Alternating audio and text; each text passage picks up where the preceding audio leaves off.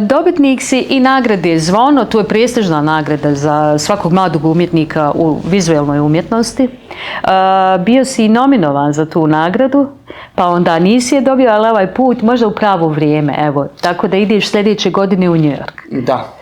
Šta pripremaš za New York i šta nagrada Zvono tebi predstavlja?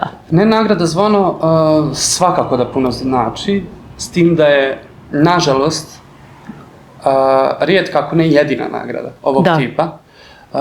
I ona je nekako šira, to je ona i regionalna nagrada. Jeste, ja sam bio finalista 2020. godine. Jeste.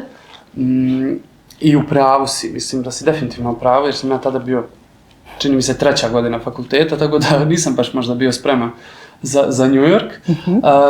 I sada kao dobitnik nekako kad sagledam, meni je lično jako važno i jako mi je drago kada sagledam historijat dobitnika tih nagrada.